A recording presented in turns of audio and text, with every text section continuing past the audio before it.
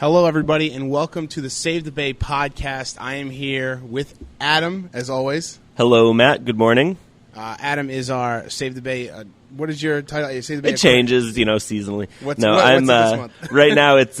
I'm Save the Bay's aquarium manager, education specialist. I also do all the aquarist work, take care of the tanks, that kind of stuff. And I am the social media and marketing manager. For those of you who don't know. For those of you listening to us on SoundCloud, we also have a video version on YouTube. Our YouTube channel is linked below. It's youtube.com/SaveTheBayRI. For those of you watching on YouTube and you'd like an audio version, we are also on SoundCloud. Same link, soundcloud.com. Search Save the Bay RI, and you'll find us.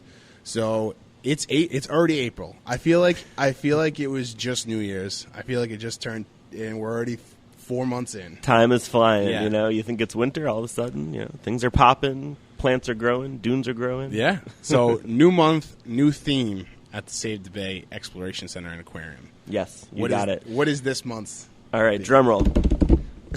So this month's theme is deep sea discoveries. Deep sea discoveries. Yes, deep sea discoveries, and the focus is going to be all those oddly adapted creatures that live in the depths of Narragansett Bay in the Rhode Island Sound. But then we even kind of delve a little bit into some of the animals that might not be from around here as far as the education goes and what we're going to teach about. Okay, so and I see we also have a third guest with us this time. Oh, yes. So, he's not too talkative today, but this is our monkfish head.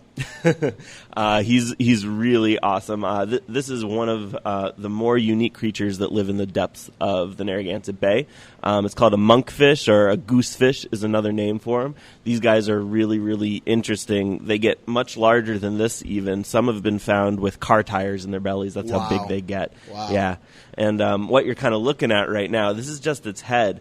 And about 2/3 of his body is just his head, which I think is really neat. Wow. So it's got like a little tail that comes off the end there, but you can see it's almost all mouth. That's really cool. So this is not an animal that you would find near the surface or near shorelines. Pretty much never, yeah. So this guy lives, multiple hundreds of feet down, usually closer to the Rhode Island Sound in that area, which can get to be many hundreds of feet deep.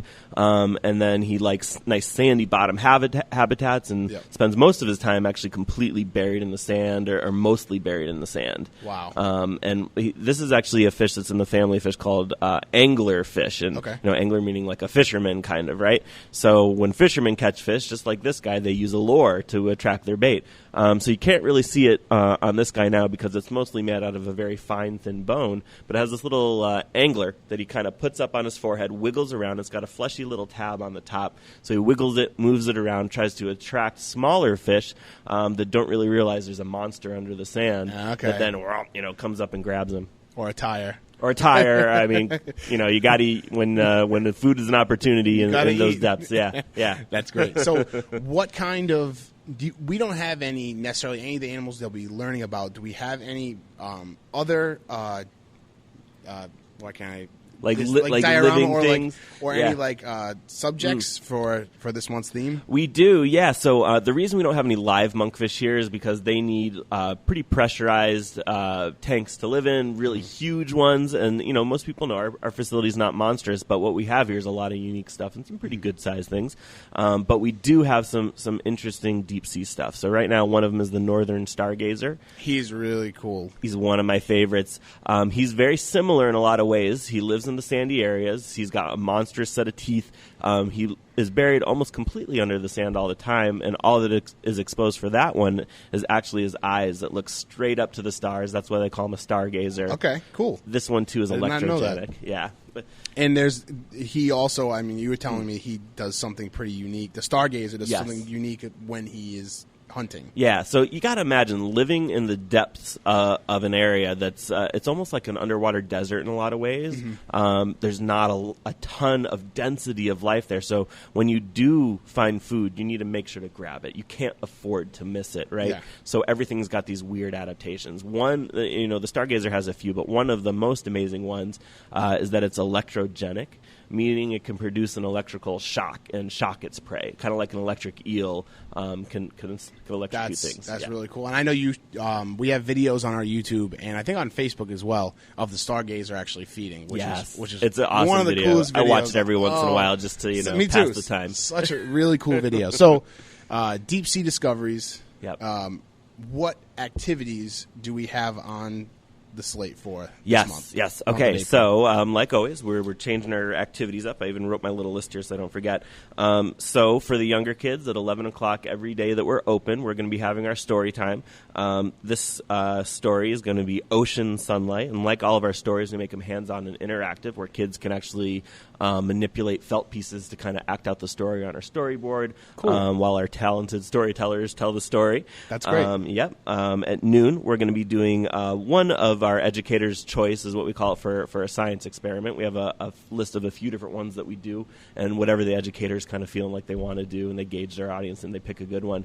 We have ones that have to deal with watershed pollution and hydrology a little bit. Mm-hmm. We have ones that have to do with ocean acidification and climate change, and those are our main focused ones right now. So those are really fun to learn about every day at noon. Great. We're doing those ones. We also do a scavenger hunt, which will be find the deep sea creatures, which would be pretty tough, right? Because they camouflage well, but it's all over the aquarium, The kids do this one. They win prizes upon completion, which I think is great, too. It's always nice to walk away with a little memory from here. And then we're also going to be doing, towards the end of the day, beach walk, either at 2 or 3 o'clock, kind of depending on weather and volunteers, that kind of thing. Excellent. But, as long as the weather's nice, we go out there, we look for shoreline items, and we learn what they are. I've even found skeletons from monkfish washed up on the shore here before. Really? This guy was found in Rhode Island, too, but you just never know what you're going to find. Really cool. So, in the month of April, for this theme, the aquarium is open Fridays, Saturdays, and Sundays. Yep, 10 to 4. And then we also got the April school vacation week this month as well. And forgive me, I didn't write the dates down exactly. It's all posted right on our website, savebay.org/aquarium, right on there. Also, you can see all of the activities that Adam just talked about. You can see those also listed on the website, savebay.org/aquarium. Everything's there. Information, open hours, and the April vacation. Yeah. And you know what? There's actually one brand new activity I have not announced yet, which I would like to promote right now. Podcast exclusive. This is a podcast exclusive. We're just unveiling it right now. You guys are all hearing it right here, guys. So this one, we're calling it our Feeding Frenzy, which is, it sounds fun, right? And that's because it is fun. This one is it's starting this month, or April. It's going to be the third Thursday of every month. Okay. We're going to do it from 5 to 6 p.m. So this is actually going to be during non-public hours. So you have to register for this one in advance. It's for that 1 hour. You come in here. You get a specialized aquarist who is they're in charge of monitoring, taking care of, and feeding all the animals that are here. Mm-hmm. You're going to help them do that. You're going to get to feed all the animals here, watch the sharks eat, watch the octopus undo puzzles and get their food. That's really watch cool. that stargazer eat, which I think is one of the coolest ones, because that's only once a week he gets fed. So we save that for this program. That's awesome. And you could register for that right on the aquarium webpage, too. The spots are limited, so I suggest people doing that as quick as possible. So third Thursday of every month? Yep, third Thursday of every month. Third Thursday of every month. We will have more information on Feeding Frenzy, this brand new program, on our website, savebay.org/aquarium. You can register right there, and you have to register for this because this is during non-public hours. This is Thursday nights. Yep. 5 to... Exclusive. 5 to 6. Yep. 5 to 6. So between 5 and 6, register ahead of time, savebay.org/aquarium. That is really awesome. That's great. Oh, yeah. Podcast exclusive. You heard it here first. Right here. If you see it anywhere else, it's after the fact. So I actually this morning I had a great chat with July Lewis, our volunteer coordinator, and also one of our volunteer leaders, Marc Cardin. So we have a little interview with them that I'm going to play right now. Awesome. How's everybody doing? I am here with two very special guests. My name is Matt Vieira. I'm the social media and marketing manager at Save the Bay, and I'm here with July Lewis. I'm the volunteer and internship manager at Save the Bay. And Marc Cardin. I'm a volunteer cleanup leader for Save the Bay. Great. So it's a very special time of year for you, July. Oh, yeah. Yeah, it's a big time of year. It's a big time of year. It's getting close to Earth Day, and we have cleanups. It is cleanup season. We had a break for the winter, and now we have got all kinds of cleanups. gearing up. We've got our first one on April 16th, our first public cleanup that's open to the public. Sign-ups on our website, and then we get one after another all throughout the warm season. Awesome. So for those of people who might not know the scale of the cleanups that we do, last year alone, do you have a figure on how much trash we cleaned up from coastlines? It was about 35,000 pounds of trash. It's a lot of trash. A lot of trash. About 2,300 volunteers participated. It's a big program. People love it. People love to get out there and actually do something for the environment, something tangible, something they can see. Absolutely. I think that's one of the big things. Of all the cleanups I've gone to, I think that's like the big takeaway. I've talked to volunteers, and they really like going out to the beaches and actually be able to leave with the beach being cleaner than when they showed up. So that's a really awesome, tangible thing. Mark, is that from your experience as a cleanup leader? Yeah. So there's nothing like you show up to a site, there's trash everywhere, there's coffee cups, there's straws, and then you leave. There's this huge mountain of trash, and the beach looks great. Yeah. And it's you can see a tangible impact that you made. It only takes a few hours, and you meet some great people along the way. Spend a day at the beach. Spend a day a day outside. It's just great. How many cleanups have you led with us? I don't know. Have you lost count? I'll do 3 or 4 a year. As cleanup leader, and then from time to time I'll just jump on another one as a participant. I live in Warwick, so a lot of times I do cleanups around the Warwick area, but it's also a great way to kind of visit, different areas of the state that I don't get to. So sometimes maybe I'll jump on an East Bay cleanup. So I'm a native Rhode Islander, okay. So to drive from Warwick all the way to the East Bay, it's like the end of the world. Yeah, but it's kind of neat to see to come down to Newport, Easton's Beach, and do a cleanup, or somewhere else in East Providence. It's just a nice way to see different parts of the state. I mean, we have 430 miles of coastline, and it's great. That's really awesome. What got you started volunteering with Save the Bay, kind of working with Save the Bay? Yeah, so I've always been a fan of the environment, I guess. Sure. So I have 2 kids. I have Alexandra, who's 7, and I have Max, who's 5. And it got to the point where I want a clean, swimmable, fishable bay for them when they're kids. Absolutely. When I was growing up, the bay wasn't in great shape, and it's doing so much better now through the efforts of a lot of people, mostly Save the Bay. And I want my kids to have that. I want my kids to be able to take their kids and fish and swim and just have this beautiful resource to enjoy. They come with me on a lot of the cleanups. They help. They've been doing cleanups since they could walk. And it's a way to help preserve that resource for them, and it's a way for them, to learn hey, we give back, we volunteer for our community, we want to make the place where we live a better place. Yeah, I was a Boy Scout, and one of the things that we were instilled in for Boy Scouts, and not necessarily coastline, but every time we went to a campsite, you leave it cleaner than when you found it. Yeah. Which is something that I think that everybody should learn, or take that with them when they go to a beach, or they go to a shoreline, or really anywhere. And wherever you go, you really shouldn't be littering. But it's really great to get to want to help and clean the environment. It's awesome. Do you have a lot of volunteers, July, that they come to you and they're just fed up with the trash near them? Absolutely. And one of the things that's most effective, I think, is when a neighborhood really starts to get invested in their own little piece of shoreline. We have cleanups that, we post them on our site. People can come from all over. They want service hours. They just want to do something good. But they come from all over. When you get that neighborhood group that they look at that tiny little shoreline access, nobody's really taking care of it. People are dumping there. When they start to get enthusiastic and energized and organized and start organizing cleanups, then that's when you really start to see a change. Yeah. So you're saying if there's people out there that live near places where they want to lead a cleanup and they should get involved, they should contact you. Absolutely. We have a cleanup leader training that's coming up on April 27th. It's in the evening. Let's see. I think, what is it? 6? And that's going to be at the Bay Center? Yeah, it's 6 to 7:30. So I was looking at my cheat sheet there. It's at the Bay Center in Providence. And so basically people can sign up, come, and we'll go over all the ins and outs of planning a cleanup. And it's super simple. It's just you just need those little basic pieces of information, like you got to get permission from the town. Yeah. It's easy to do. You gather your volunteers. You could have, it doesn't have to be a huge cleanup. I mean, we have really big ones with 200 people coming to a cleanup sometimes, but it doesn't have to be that way. 5 people can make a huge impact. Yeah, and I mean, if you're thinking about being a cleanup leader, or you just want to give back, or like, hey, I want to help save the bay, I don't know how. Being a cleanup leader is a great way to do that, and it's really easy. I mean, I'm super busy. I mean, I work 50 hours a week. My wife works full time. We've got 2 kids and all their activities, so we are so busy. But Save the Bay makes it so easy to be a cleanup leader. They have all the supplies that you need. They have a kit, if you will, like a box with all the trash bags and gloves and everything you need. They give you all the training, but there's not much training you really need. It's pretty easy. It's just picking up trash. It's just a few safety things.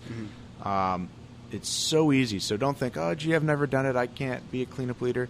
It's easy. Anyone can do it. It's an easy, quick way for you to spend a couple hours on a Saturday or a Sunday. Give back to your community. Meet some of your neighbors or some other great people. And I've met so many, interesting and awesome people doing cleanups, and then you see them, at different cleanups around the state or in your neighborhood. I mean, I do a lot of cleanups at Rocky Point and Warwick, and you see the same people come back year after year, and you hear these great stories of, hey, me and my family, we've always fished this spot, or we've always come walking here. It's great. It's so easy. So maybe a little thing to our listeners, maybe gather up some of your neighbors and people in your community that really care about a section in your community that you feel like you need to clean up, and there you go. There's your team, and then that's come to our cleanup leader training, and you have your cleanup squad right there. And you don't even have to have a beachside residence. I mean, if you have a small park that's a little bit away from the shoreline, you can clean that up too. Use the same tools, same skills. In Rhode Island, you're never far from the bay, and the nearest storm drain probably more often than not is going to end up in the bay one way or another. So it's important to clean up those inland sites too. So if you live, you don't have to have a beachfront cottage to get some friends together and clean up your neighborhood park or something like that. And if you come to the training, we give you after, it's a quick training. We just go over the basics, and then you have a chance to sign up as an assistant leader for one of our upcoming cleanups, which we have, as I mentioned, a lot coming up. And then you just, see if it's for you. You're helping out with a trained leader, and then you get to ease into it that way. Yeah.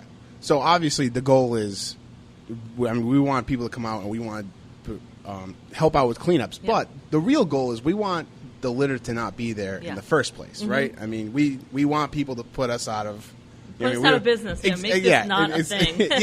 So what are some of the common objects that you find when? What is number one? Cigarette butts. I had a feeling. Yep. Yeah. That's the number one item. We have an event in the fall, the International Coastal Cleanup, where we actually record the things that we pick up, and through that data, we see that year after year, it's always cigarette butts that are the number one item picked up. Bottle caps, straws, cups, a lot of food and beverage things. It's people, recreating on the shore and then just leaving their trash behind. Yeah, and different sites have different kinds of trash, if you will. You have the trash where people, dump the stuff out of their car in the parking lot. Then you have the stuff that washes up on shore. Tires, mattresses, construction debris. Yeah, places where people, those little out-of-the-way shoreline access areas where, people will literally pull up, they'll back their truck in and dump their stuff when no one's looking. I know, we found, a crib. We found, mattresses are a big one. A radiator. A mirror. You name it, everything under the sun. One time, on the cleanup, a fellow cleanup leader found a whole patio set. But... and that stuff isn't washing up. That's being dumped there. That stuff that's that's being dumped there. Yeah. And I don't think a lot of people. We talked about this on one of the recent cleanups I went with you on. Plastics. Yeah. Plastics are a huge problem. Also, cigarette butts. They don't break down. They don't. A lot of people feel like that they're made out of some kind of natural material, those fibers, but it's really a kind of plastic, and so it hangs around. Yeah, and I remember you telling me plastics, they only get smaller. Yeah. They turn into microplastics, and that's a big problem right. in the oceans and shorelines. We don't even really know what the ramifications are, but we do know that it's entering the food stream. I mean, it's like, plankton eats it, fish eat the plankton, and so there's little bits of plastic in the fish that we're eating. Mm-hmm. And, we don't know. I mean, mostly it's in the gut, but, we just don't know what that effect is going to be. And there's been, every year, more and more plastics are washing into the ocean, breaking down into smaller and smaller pieces. Yeah, I mean, everyone on a cleanup, they want to find a tire, right? Yeah. That's like, wow, I'm not going to feel great about this cleanup until I find a tire. But it's, I try to explain to people, the small stuff, that's what kills animals. Yeah. That's what kills birds and fish. It's just...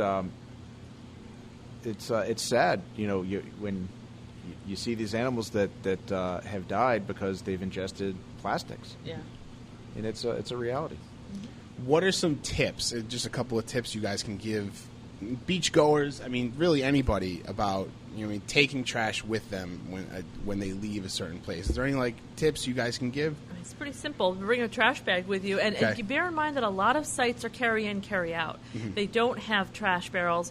In a lot of places, a trash barrel isn't necessarily a good solution because there might not be the budget to maintain that. It becomes basically people will see the trash barrel and just dump there, somebody's going to take care of this. Yep. And then trash bags around it. Exactly. And then, or there's, wildlife, gets into the food trash and stuff. It's just bring it, be prepared to pack it in, pack it out. Yeah, using reusable water bottles and things like that's a great way to reduce waste too. If you smoke, bring a portable ashtray, just something like an Altoids container, just something you can put your butts in. Take them with you. Yeah, and that beach trash, a lot of times it doesn't start on the beach. When you see someone throw a cigarette butt out their car window on a street, that's going to wash into a storm drain, and that's going to make its way to the bay. So that's a lot of that trash. It's a lot more connected than people think. Yeah, it really is. Yeah. Yep. And I want to say one more thing about trash items. One of the most hazardous items that you can dispose of and leave on the shore is fishing line. That stuff is made to be invisible and unbreakable, and that is the thing that's going to... It might not be a huge portion of the trash that's out there, but it's the most deadly part of it. Yep. That's what's going to entangle a bird, a turtle. So definitely do not leave that stuff on shore. Bring it with you. And I know the saltwater anglers and other groups are trying to put fishing line boxes at different popular fishing access sites, but they're not everywhere. Yeah. So that's... So just be prepared to take out what you take in. Yep. Yeah, absolutely. So the cleanup leader training, again, is April... 27th. And it's at the Bay Center. I have to look at my That's okay. I'm sorry, I can't remember it. It's Wednesday, April 27th from 6 to 7:30 p.m. So should people RSVP, or do you want... Yes, there's a sign-up on our website. SaveBay.org/volunteer? Yes. Okay, so go to there. I need to know how many packets to make register. Up. Yeah. Great. So maybe cleanups aren't for everybody, but there's plenty of other ways to get involved with Save the Bay. Absolutely. As volunteer. Yep. We've got events coming up. We've got the Save the Bay Swim. We're planning way ahead for that. That's all the way in August. Registration is open for volunteers for the swim. Yeah, volunteer sign-up is live right now. So if you want to register to volunteer for the swim and get a sweet 40th swim T-shirt. Yes. I mean that's one of the perks. Nice. That's one of the perks of doing it. Nice T-shirt. You should go on savebay.org/volunteer and register. Absolutely. And then we've got aquarium volunteer. You can volunteer in this wonderful aquarium right here. Right down here. Absolutely. We have lots of volunteers and interns that help us keep this place running. They're the ones that greet people and show people all the wonderful critters that we have in the aquarium and talk to them about it. So that's a really fun way to volunteer. The minimum commitment is just once a month. You just, again, you can sign up online, contact me for a training. We'll get you trained up. And, come on in, and it's a really fun time here. Really awesome. Fun time. And also we have some office opportunities up in Providence. We do. Mostly that's in our internship program. Yep. Again, if you go to our volunteer site, there's an internships tab. There's a lot of different opportunities from communications, your team, volunteer management, the best internship really. That's mine. Nonprofit development, events, just lots of stuff like that. You can get some really good experience that way. Awesome, great. Well, thank you guys for coming in. This was fun. This is great. Great. And hopefully more people will realize it's very easy to get involved, and to get involved. I mean, if you have any places in your community that you want to clean up or you want to come join us for one of our cleanups, there. Sign up and clean up. Yeah, it's fun. It's easy. It's quick. All right. Thanks, Mark. Thanks, July. Thank you. Thanks. And we're back. Back with Adam. Thank you all for watching or listening, depending on where you're watching us. If you really enjoyed this, comment below. We'd love to answer your questions on a future podcast. So if you're on YouTube, comment below. If you're on SoundCloud, drop us a comment there. Like this video. Follow us on our social media so you don't miss any of the upcoming podcasts. We're on Twitter. Link in the description below. We're at Save the Bay RI on most social media accounts. And also our aquarium and our Bay Center and our South Coast Center have their own Facebook pages, so be sure to like us in all those spots so no matter where you are in Rhode Island, you can keep up with what's going on with Save the Bay. Yeah, and thanks a lot, guys. I had a ton of fun. I always love doing this. Yeah. So until next time, until May. Until May.